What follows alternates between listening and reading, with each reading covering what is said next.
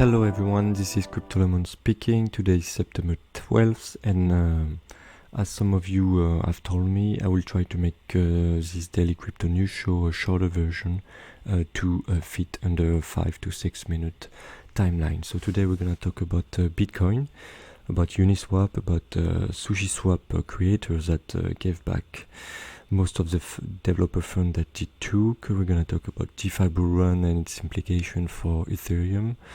We're going to also talk about the implication of DeFi on the DAI, the broken peg. And finally, we'll talk about DeFi Swap, which is the new try by a centralized exchange to get some piece of this DeFi craziness. So to wrap it up, Bitcoin is sitting at almost at 10.3k. It's been bouncing back between 10 and 10.5, still not knowing where it's going. Some things are a bit worrying. For example, the BTC spot aggregated daily volume is quite low compared to just a month ago. It is close to $210 million at the moment, when it was almost $400 million, the USD BTC pair of just 1 month ago. So with the DeFi craze, we see also, like I was saying for a long time, Bitcoin is becoming boring and people are not interested to trade it or make short time gains with it. Also, we have an increasing option open interest. In the article, they state it could be a bearish indicator as people try to cover for a potential drop of the price. I don't really know if that's accurate actually.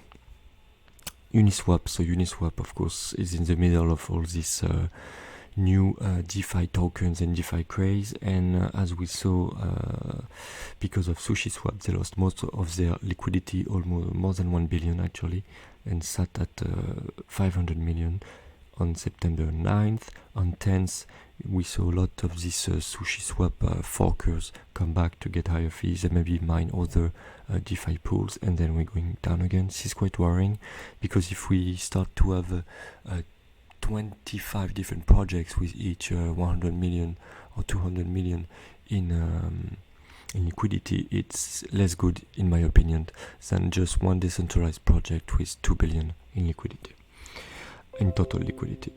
So Crypto.com exchange, I'm gonna talk about it a bit later. So I fucked up. SushiSwap creator Chef Nomi just basically sent back the $14 million. There are a lot of conspiracy theories and on why he did this and all these things, but he gave back the money and tweeted this to everyone: I fucked up and I am sorry.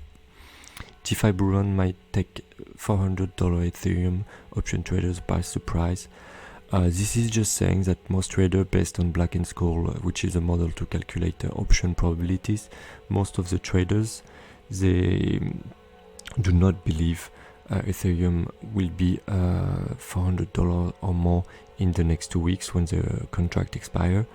But as we can see in this table, actually it happened a lot that on a weekly basis Ethereum can gain 10% per week.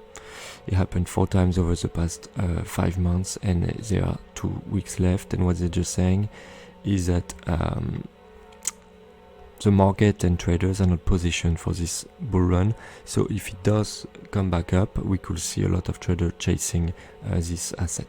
The third news of the day is the DAI peg being completely broken. So after the Black Thursday, it even went to one DAI was worth $1.1. So why is it the case? Basically, what they're saying, and they were before this Black Thursday, 434 million DAI out there, and 354 million of those, so more than 3/4, were actually stuck in liquidity pools to mine new DeFi tokens, which means that you did not have enough free floating DAI to meet the demand.